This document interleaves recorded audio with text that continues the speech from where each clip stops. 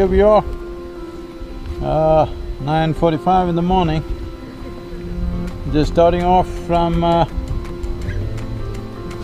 III or Isha Institute of Inner Sciences. And today we are riding first to what is called as Mammoth Caves. Mammoth Caves, probably one of the largest cave systems in the world, a massive cave. We will show you the cave. We should be there in about 3.5 hours from here. So we're taking a scenic route through Bloomingdale and getting to Mammoth Caves, from there on to St. Louis today in Missouri. So about nearly 7 to 8 hours of ride. I've traveled extensively on two-wheelers way back. All the incredible things that I experienced across the length and breadth of Indian subcontinent, I only wish they were recorded because I don't think many people would even imagine such things exist in India. The same is true in United States, not to the same level, not in the same context, but it is true there are still many aspects of this nation, this land, these people, which a tourist will never know, even a local citizen will never know or pay attention to these things. So we are seeing how to look at bringing out the dimensions which are hidden from the eyes of a tourist brochure and from the eyes of whatever, the books, The Lonely Planets and whatever else is there. Hope to bring in the human experience of a nation, its terrain, its history. No history, no nation, no people ever existed without their own unique spiritual processes, longings to access mysticism, which might have turned into a religious process over a period of time, but these longings have always been there in human heart. So this is an exploration of the American heart. What was beating in their hearts? What drove them to do what they did in their lives? Much of it, factually, we can never find, but in spirit, we can touch these dimensions. This is the effort right now. Thank you very much.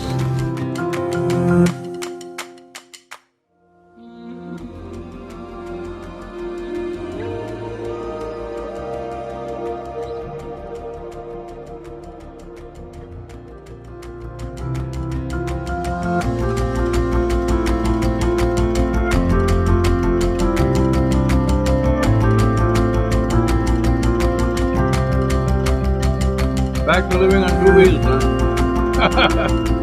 There was a time that somewhere in the jungle, somewhere in India, I would sit on the motorcycle and eat.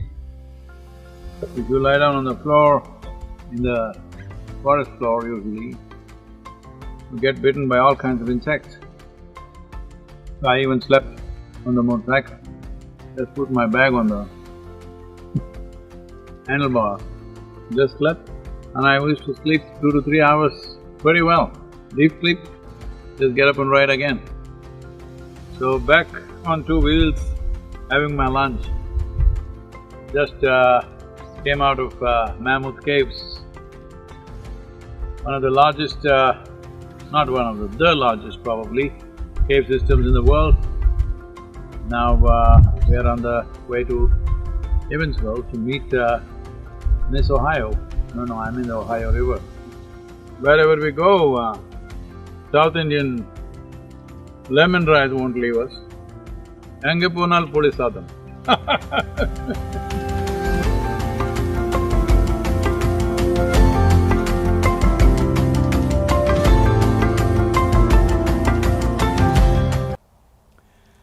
So, as a part of this Exploring Spiritual America, we been going through various things.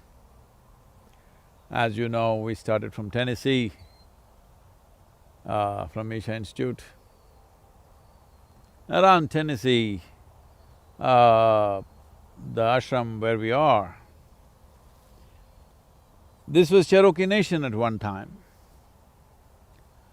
And now the infamous Trail of Tears and the Indian Removal Act, which did that, it left a lot of pain and misery in people, terrible things happened.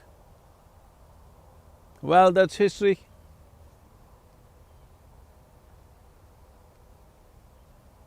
But the Native American people moved on, and wherever they went, they settled down and tried to revive their ways.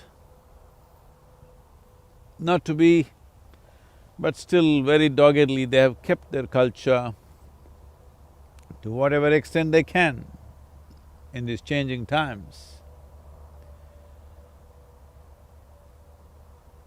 And riding from there, this is just day 3, already my speedometer is reading 1,872 miles. That must be over 2,500 kilometers, 2,800 kilometers probably, 3 days. So you know what we've been doing. On the way, we visited some very interesting places like the Mammoth Caves, and Mammoth Caves being the largest cave system on the planet, over 400 miles. Yes, 400 miles.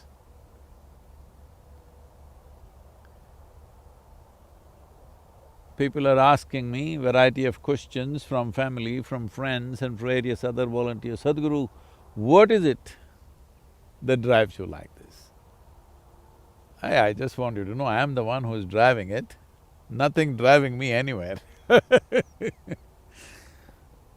Well, adventure or sense of adventure springs in you not because of your need for conquest. When you develop an immense sense of love for something, naturally you will stretch beyond your limits. So one must understand that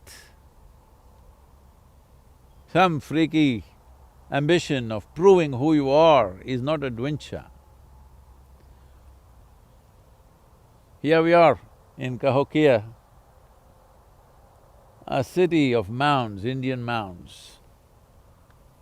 We will be showing these pictures and stuff to you, videos to you, but just to tell you, the Native American culture is not just what you have seen in the Wild West movies, where they come hoo-hooing on their horsebacks and shooting arrows at everybody that they see. No, they were well-developed cities. The Cahokia at one time held a population of anywhere between 20 to 40,000 people. Some of the mounds here are over 5,000 years old. For over 5,000 years, a city with that kind of population, with all the necessary arrangements, with a whole elaborate spiritual and religious processes and rituals, and an economic system of their own existed. They have been living in this land for anywhere between 10 to 40,000 years. They're as much land as land is. So we will be exploring Cahokia today. Be with us, ride with me.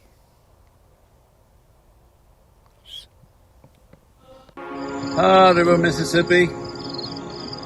Well, somehow this river kind of sparked a certain level of imagination in me. The two rivers that I've always been wanting to go are Mississippi and Amazon. Look at me. At this stage in my life, I had not made it to both the rivers. Of course, the Indian rivers, almost every one of them I have been to. But Mississippi, I'm here now, Amazon, I don't know when. Mississippi starts off at Lake Darshan and goes all the way down to Gulf of Mexico, passing through 10-11 states, 2,350 miles. Must be quite a boat ride. In the making of modern America, Mississippi has played a significant role in people's understanding of terrain. East of Mississippi was east, west of Mississippi was west. So crossing Mississippi and getting across was like within North America, a new world. In the rush for land, largely people settled east of Mississippi and they were fine.